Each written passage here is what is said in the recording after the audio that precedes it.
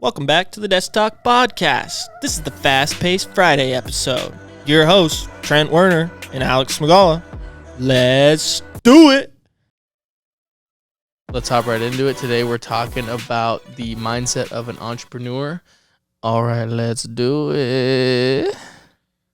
And we are just going to start straight away. Trent, that question, or I guess that statement, the mindset of an entrepreneur, what do you take from it? What is your first thought when that's like said to you? Do it. When someone says, I have the mindset of an entrepreneur.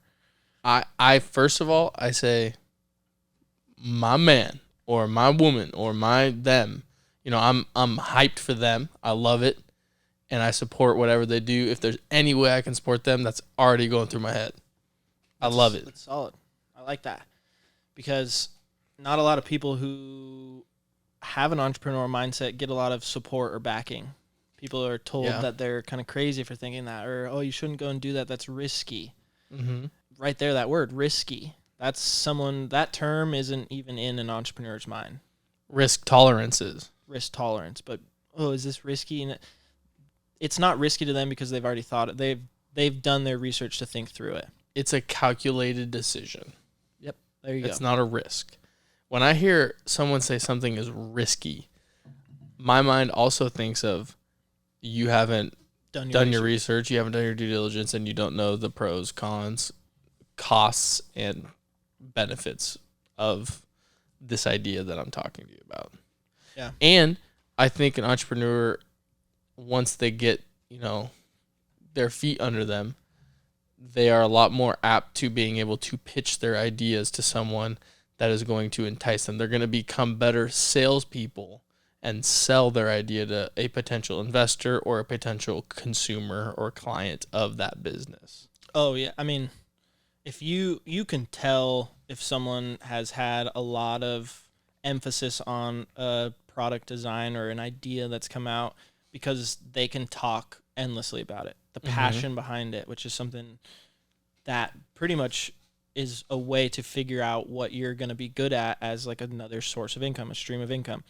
You have to find something you're super passionate about because it's easy to talk about. It's not something that you're day to day, you're doing research 24/7, like the mortgage world. Every day I have to log on and figure out where rates are at and understand how the market is moving and what's going on there. I'm not doing that every single day when I'm learning about drop shipping, when I'm doing drop shipping, when I'm recording a podcast. There's certain things where we can sit down and just have a conversation about it because we're passionate about it versus having to do a ton of research around it, Getting to do a ton of research? Getting to do, yep. Call me out on it every single time. I'm calling them out. And I'm going to call you out on it too. Yeah, have to, or the word have, is removed from Alex and I's vocabulary until further notice, unless we are absolutely required to use the word have. I mean, if someone asks you, gun to my head. If someone asks you, hey, do you have $1 bill in your wallet right now? And you have $1 bill, obviously you're going to say, I have $1. Or you could say, I do. Yes. I guess there's ways around it. Have is out of the vocabulary. You just got to figure it out. Yeah. Have is out of the vocabulary. It's going to be something that's super hard. All right. Tangent. Anyway. Fast-paced Friday. Getting you ready for your weekend. Boom. Entrepreneurs. Yep. High octane.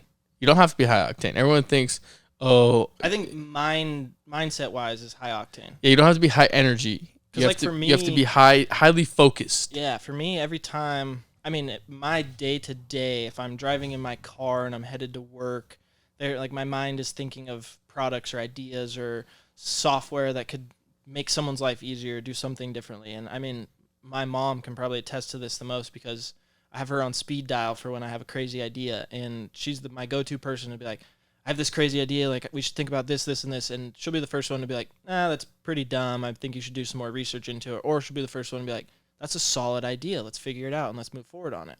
So it's just my mind is 24/7 thinking of new things to kind of do or ways to add to my arsenal. Okay, I thought of an idea yesterday. I'm going to share it with you, and I want to tell me, A, what you think about the idea, and B, what was your most recent idea? Okay, I'm giving you time to think about it. Lately, in the property management world, for our company, we've been running into units that we get the leases signed very quickly, and the owners are unable to remove some of their personal belongings, whether it be furniture, kitchenware, whatever it may be, before the tenants move in. So now we're caught in this kind of middle ground where it's like, we want to get their stuff out of the unit because the tenants don't want it there. They want to move in. And, the previous owners or tenants want their stuff back. So we're trying to coordinate all this. Some of the times owners say, hey, it's old furniture anyway, take it to Goodwill. But they have to pay for that, right? They have to pay for our maintenance guys to go grab it, take it to Goodwill, the time, labor, whatever materials are involved. So boom, get this idea. If an owner says, hey, I don't want that furniture, like having a service that's wrapped into our company that can go pick that furniture up, and if the owner doesn't want it anymore, figure out what to do with it, whether it's take it to Goodwill, take it to the dump, or warehouse it, sell it, or warehouse it, rent it to stagers, because we're all in the real estate game, and everyone knows stagers and stuff like that. So there's so many different ways to use this furniture that is unwanted. Obviously, if the owners want it, we could warehouse it and store it for them for a cost per month, like a storage unit would be, or deliver it to where they want it, and that's a delivery moving company fee. So many arms. And I'm thinking about it. We have like 4 cases right now, 4 different units that would be perfect for. Do you just want to hear my straight up initial opinion off of what you've said thus far? Yeah. Inventory. Do you know what kills businesses? I know, but people are paying us to hold the inventory How many owners are you going to be able to convince, instead of paying a simple fee to just take it to the dump and drop it off, to sit and pay like a monthly storage fee on stuff that they weren't paying on before? If they don't want it, then we put it up online and sell it, so we don't have to hold it. That just goes back to inventory. Now, what if you're sitting on a couch for 5? Where's the space? You're going to have to rent out space for it. There's storage units. A lot of cost that goes into it. That's my initial thought. But it takes research. It's the same thing that you said to me with my last idea that I came to you with. Okay, hold on. We don't need to get into the specifics of it. Let me finish real quick. Closing gifts. Okay, let me finish real quick. I took a step back and definitely had to dissect the idea. I'm not moving forward with it yet, but it's still in the works. All right, your turn. Yeah, so I guess I'll give 2 latest ideas because one of them was just absolute dog shit. My mom shot it down so fast, faster than I've ever had an idea shot down. But the one idea that was actually something, I don't want to get into the specifics of it, because what we talked about on our last episode is when there's something that can be stolen, it's going to be stolen pretty fast. Anyways, this idea stemmed from every single time I close with a client, I'm getting them a closing gift. So why not create a stream of income to where now I can support other loan officers, other agents with closing gifts, and then mine essentially are free. That was that idea, was adding to an arsenal. And it's not just closing gifts for real estate, because I think that's your too niche there. This could be gifts in general, corporate gifts, 1-year anniversary gifts from employer to you. Anniversary. It could be just gifts, a good solid family gift. So that was that idea. The idea that was just absolute dog, came from my 2 dogs. Believe it or not, when Trent's seen me do it with them, but I strap a leash to my chest and we go on bike rides sometimes. And it is an absolute pain in the rear end when dogs get tangled up in the leash. And so my idea was, if you take a dog harness and you somehow attach a ring to it that can freely move around this dog's harness, so it's you can't get tangled, but it's just physically not possible.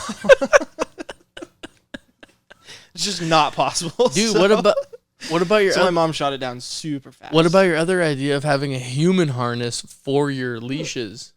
That one's going to be easy, but I've already looked online and there's many products around it. All right. So that idea was, I've seen someone utilize that, and it's basically just a back strap, like a posture corrector that you'd buy online, and then you attach a little O-ring to it and you can keep your dogs. So that'll be easy. I'll make that myself. I won't even buy a legit product because it's a waste of time. Anyways, this leash harness thing that I had the idea for was going to alleviate not just being on a bike, but being on like walks with multiple dogs, because there is nothing worse than dogs' leashes crossing and having to like untangle. I mean, that's the biggest pain in my life right now, I'd probably say. The other You have a good life. The other pain in my life is in Oregon when it dumps rain and you have to let your dogs out to go to the bathroom or do whatever, do their business, and they come in and there's just footsteps all throughout your house because it was wet outside. And so I was trying to figure out this crazy idea behind like a vacuum, and it's like a suit you put them in and then you attach the vacuum and it sucks all the water out and dries them out. There's something already on the market for it. So it's like there's all these things where I'm coming up with like solid ideas in my head, but then when I go and do the market research, it's out there already. It's a thing. So I'm not going to go out and do that, but maybe can I twist it in a way that's a little bit better? So there's just like, I'm always thinking of stuff like that, where how can I make my life easier with the pains that I have? And yet, believe me, that I'm not complaining at all. These are not things to complain about. I'm very grateful for what I get to do every day. This is just a pain in my life. One thing I want to talk about real quick is you thought of an idea that you could implement in your everyday, quote unquote 9 to 5, and you built it in a way that you could have a vertical enterprise with that. You would buy closing gifts from your company, as well as other people buying closing gifts. It's not from your company. free because technically, you're still paying for But the product. you are paying your company. Yeah, in theory, that's exactly what I want to do, is create stuff to where, why am I going and spending $200-$300 on a closing gift here when I could spend it here and keep that money? Mm-hmm. Well, and that's what's awesome about having this kind of passion and drive of wanting to create something that is going to make your life more convenient and easier, but it's also other people are dealing with the same thing. I have a closing gift that I usually give out to all my clients. It's the same thing every time. And now that I kind of have an idea of what you're talking about, I think it's a great idea because, every time you close something, you got to get a gift. There's a lot that goes into a choice of like a closing gift. So sentimental, for me, functional. for example, it's not the same every single time because each client is different. For example, I'll throw back to like my latest closing. I had the husband is far off in his own world over here, just don't even know how to even relate to this dude. But the wife, I talked to the wife a ton. She was a sweetheart. She kept reiterating how much this house was like security for her and how she was really passionate about feeling secure in her home and yada, yada, yada. And the conversation slowly led me to realize, okay, they are passionate about protection, being protected in a home that they are comfortable in. So my closing gift to them was the Ring doorbell and like 3 Ring cameras. No free ads. And like with it was I sell the security of living in a home with a payment that you're comfortable with, but on top of it, here's extra security. Like here's your protection on top of it. I sold you the protection here on your financing side. Now here's the extra protection that you can like utilize and put in place. So it's just each one is different, but the idea of that company that I wanted to start, or the product, the service that I wanted to provide, is so sentimental because you can get into the really tight weeds of things. If someone's owned this home in their house for years and years and years, it could be something that's super sentimental. I mean, I've seen people paint pictures of homes. Like there's a really good painter and they get him to paint a picture of this home because it's been in the family for ages, decades. And it's that sentimental piece to someone is light and day when you're talking a security camera, because they can go out and buy it themselves. But if you give them a sentimental piece that ties back to your business and your brand, it's going to exponentially grow. They're going to talk about it word of mouth. So that's where that came from. I think this is a solid place to wrap it up. I was going to say, if I learned one thing from today, it's the fact that you can come up with any idea and just think it through a little bit, and if it makes sense, go do it. Spitball it to a friend. I mean, that's all you got to do. Like I look at Trent, and it's like any idea I may have is gonna probably be run by him, and then first is my mom always, because obviously I'm always trying to get my mom into business with me because it's my passion to try and work with my parents. Uh-huh. So that's like first step. Second step would obviously be coming to you, but talking to people about it. Share your ideas with people that you're close with who that aren't going to go off and and just rip you off. And steal it. Yeah. But it's have the mindset of, if I have an idea, how can I monetize it? And how can I make other people's lives better through my ideas? That's case in point, simple, easy way to think like an entrepreneur. Or provide a ton of value. Yeah. It's convenience. You're making their life more convenient. All right. That's it. Thank you so much for listening to this Fast-Paced Friday episode with both of us on here. I'm pumped about it. I'm super pumped up about it. Oh, yeah. Some solid Fast-Paced Friday episodes scheduled. Coming in hot. Trent and I. Yeah. Filming wise. So stay tuned for those. All right. We'll catch you next week. Have a good weekend. Peace. Adios. And that was the end of today's Fast-Paced Friday episode. Don't forget to subscribe. Check us out on Instagram, Desk Talk Podcast. All of our socials will be in the description below. Have a great weekend. Adios.